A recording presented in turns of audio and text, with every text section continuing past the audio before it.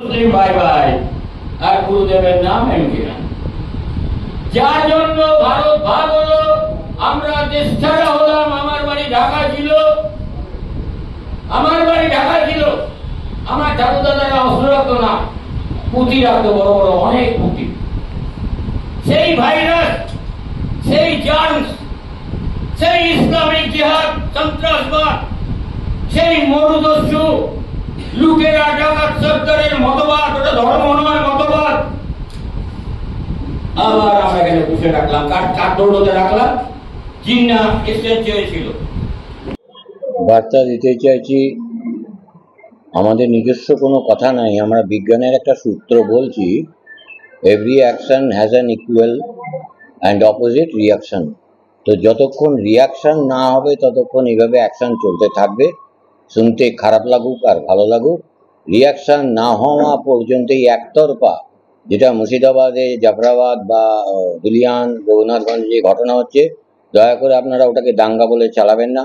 ওটা একতরফা জেনোসাইড, একতরফা আক্রমণ, একতরফা গৃহদাহ।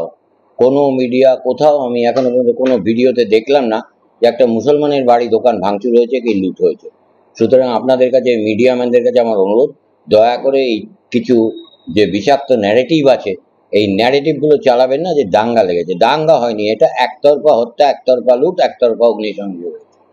তো সুতরাং এর বিকল্প পুলিশ বা মিলিটারি বা আধা সেনা, বিএসএফ নয়। মানুষকে সচেতন হয়ে আত্মরক্ষার জন্য নিজের আত্মরক্ষার ব্যবস্থা করতে হবে।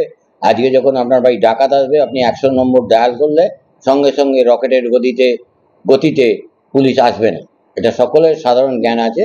কেন, আর প্রত্যেক বাড়ির দুয়ারে 10টা করে পুলিশ বসিয়ে দেবে, এত ক্ষমতা ভারতবর্ষের না, পৃথিবীর কোনো সরকারের নেই।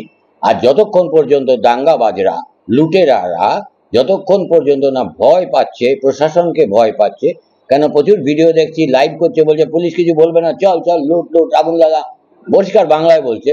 তো সেখানে যতক্ষণ প্রশাসন ওদের পক্ষে থাকবে, মন্ত্রীরা দাওয়াতে ইসলামের কথা বলবে, এমএলএরা 2 ঘন্টায় ভাসিয়ে দেওয়ার কথা বলবে, ততক্ষণ ওরা এইভাবে নেচে নেচে হিন্দু হত্যা করবে।